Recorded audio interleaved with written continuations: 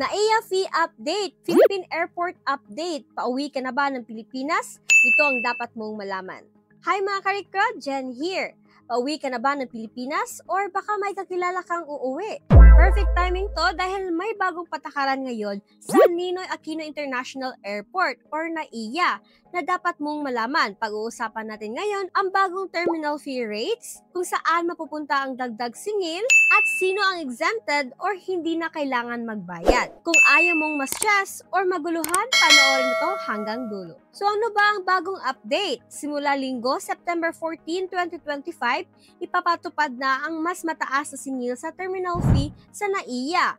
Itong unang beses sa loob ng 20 years na nagtaas ang terminal fee. So here's the new rates. Domestic flight mula sa 200 pesos, naging 390 pesos na.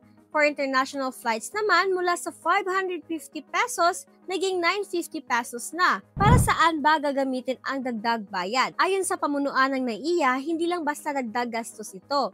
May projects na paglaanan ng pondo. Renovations ng Terminal 1 at Terminal 3, pagbili ng mga bagong equipment para sa office at transportation security, at paglalagay ng e-gates para mas mabilis at modernong proseso sa airport. So yes, dagdag gastos siya ngayon pero ang goal ay mas maayos at mas ligtas na service para sa mga pasahero, of course.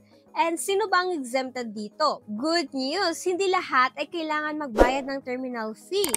Exempted ang mga overseas Filipino workers or OFWs, mga athletes, at mga religious pilgrims. Kung kasama ka sa mga nabanggit, hindi ka sisingilin dito. But reminder guys, na kahit madalas nakasama na sa ticket sa price ang terminal fee, siguraduhin pa rin na may extra cash ka. May ilang pagkakataon kasi nahiwalay pa rin kinukolekta ito sa mismong airport. So ayan nga mga karikrod, bago ka bumiyahe, tandaan, maghanda ng extra budget para sa terminal fees.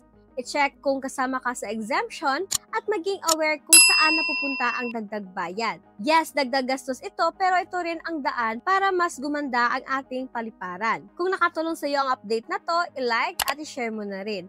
At para sa iba pang travel tips at airport updates, don't forget to subscribe. Maraming salamat at ingat sa biyahe mga karikrod.